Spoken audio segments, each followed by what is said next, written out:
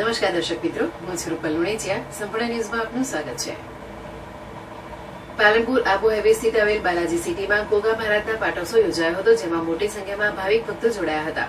શોભાયાત્રામાં ડીજેના તાલે ભક્તો ઝૂમી ઉઠ્યા હતા, તેમજ ગોગા મહારાજના હવનમાં પ્રસાદનું પણ આયોજન કરવામાં આવ્યું હતું.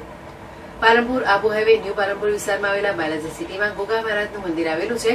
આ મંદિર ખાતે દર વર્ષે ગોગા મહારાજનો ધામધૂમપૂર્વક પાટોત્સવ ઉજવવામાં આવે છે. તે જ રીતે બાલાજી સિટીમાં ગોગા મહારાજનો પાટોત્સવ ઉજવવામાં આવ્યો હતો, જેમાં સોસાયટીના તમામ ભાઈઓ અને બહેનો જોડાયા હતા.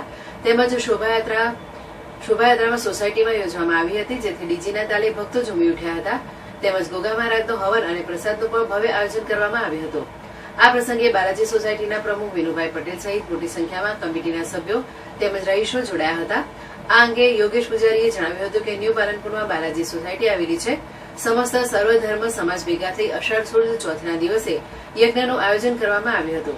ગોગા મહારાજનો યજ્ઞ ધામધૂમથી સર્વધર્મ ભેગા થઈ ઉજવવામાં આવે છે અને ધજાનો પણ મહોત્સવ યોજવામાં આવે છે. જય ગોગા મહારાજ. આજે બાલાજી સિટીમાં અમે ગોગા મહારાજનું 5મું પાટોત્સવ ઉજવવા જઈ રહ્યા છીએ. એમાં નાના બાળકોને શોભાયાત્રા, વરઘોડો અને બપોરે જમણવાર, રાતે પણ જમણવાર કરીને અમે છૂટા પડીશું હળીમળીને. જય ગોગા મહારાજ. જય ગોગા. બોલો ગોગા મહારાજની જય. હર મહાદેવ. ન્યૂ પાલનપુર સિટીની અંદર બાલાજી સોસાયટી આવેલી છે.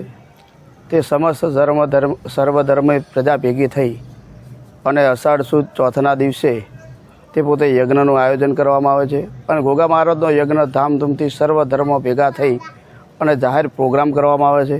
તે સાથે પ્રસાદ બધું જ પણ લેવામાં આવે છે. ધજાનો પણ મહોત્સવ થાય છે અને યજ્ઞ ધામધૂમથી યોજવામાં આવે છે.